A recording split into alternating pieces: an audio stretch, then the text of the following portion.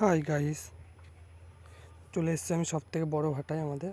ঠিক আছে, বাড়ির পাশে সবথেকে বড় ভাটা আছে, দেখতে পাচ্ছ। পাঁচিলের উপর থেকে দেখালাম তোমাদের। এবার নেমে গেছি, নেমে যাচ্ছে এখন যেখানটা আর কি মেশিন চালাবো সেখানটায় যাচ্ছে এখন।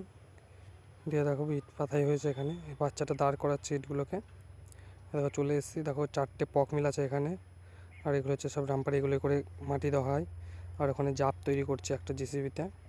ধরো তোমাদেরকে দেখাবো জাপটা কত বড় এখানে, যেখানে মাটি আর কি কাদা করা হয় সেই জায়গাটা দেখাবো তোমাদের কত বড়। এটা হচ্ছে তেলের গাড়ি, আর এগুলো ডাম্পারগুলো দিয়ে হচ্ছে করা হয়। সামনে একটা উপর আছে, দেখো 4টে পক মিল।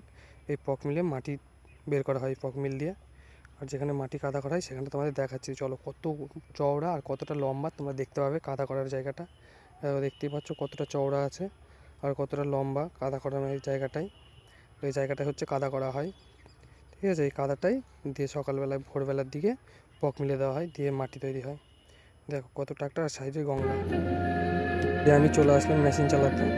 এরকম মেশিন চালাচ্ছে এখন। দিয়ে এটা হচ্ছে কামাস্ত কোম্পানির 210 মেশিন, এটাই চালাচ্ছে এখন আমি। মাটি পাল্টি হচ্ছে গাদার ওপর, এখানে মাটির ঢিবি করা হবে আবার। কারণ মাটি তো পাল্টি করেই তোমার চাপে দেওয়া হয়, মাটিটা সেই দলা দলা থেকে যায়। আর নিচে হচ্ছে পারন বারকার জন্য নিচ থেকে মাটি ফেলছে এখানে, সেই মাটিটাই পাল্টি করা হচ্ছে উপরে। আর সেটাই আমি করছি, মাটিটা উপরের দিকে পাল্টি করছি।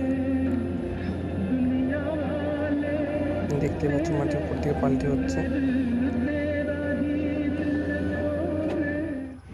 দিয়ে কাজ ছুটি হয়ে গেছে, দিয়ে যাচ্ছে এখন মেশিন নিয়ে, মেশিন জায়গা মতো রাখতে। যা আর কি মেশিন যেখানে দাঁড় করানো থাকে সেখানটায় নিয়ে যাচ্ছি, দাঁড় করিয়ে রাখবো বলে। আর দেখো সামনে হচ্ছে আমাদের গঙ্গাটা। এরকম মেশিন দাঁড় করানো হয়ে গেছে। এরকম মেশিন থেকে নেমে পড়লাম আমি, নেমে